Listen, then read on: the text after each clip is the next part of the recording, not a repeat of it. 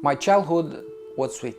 I had everything. The perfect family picture that you could imagine. The love of my parents, the warmth and the love of my grandparents, and my lovely brother.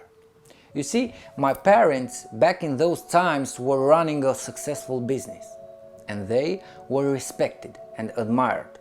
All this, I'm telling you, were happening somewhere right after the fall of the communist regime, run by our dictator, Ceausescu, who got sentenced to death by the Romanian new leaders. Action that freed the Romanian nation out of the communist chains. Until the age of 17, I kind of had everything. I had a roof over my head, nice clothes, hot food on the table, and lots of parties thrown by my parents. Good music all the time, friends were always invited, proper parties where everyone was feeling amazing. I was living the dream. Never even imagined my life was going to change.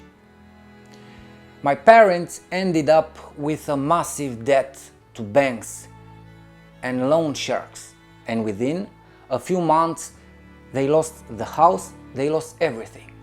The shock was unbelievable. The impact it had on our happy family, to have everything and to lose it all in a split, to wake up in the street without nothing, it was horrible. My mother ended up drinking, thing that made my parents divorce not long after. Me and my brother decided to stay with our mom. That's when the real struggle, the fight with the life started. The friends that once were filling up the house at the parties vanished. Same with our relatives. They all abandoned us. And this was the fucking reality that we had to accept. We understood that we needed jobs to earn money so we could rent a flat somewhere.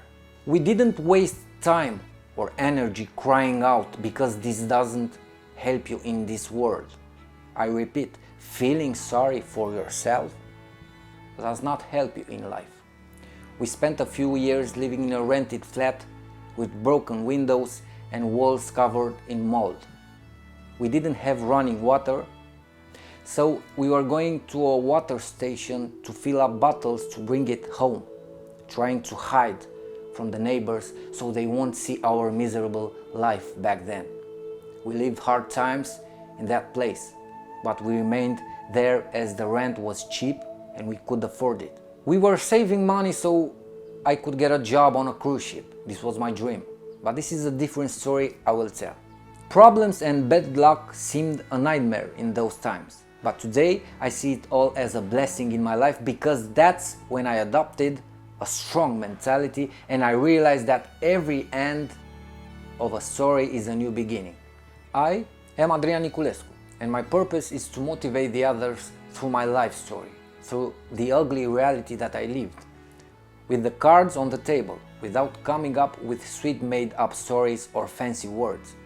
I'm telling you my story, my reality, not stories from storytelling books, without trying to look good in front of the others. I'm not a damn wizard reading from a book coming in front of you, trying to impress. I'm here to tell my story, my real fucking story.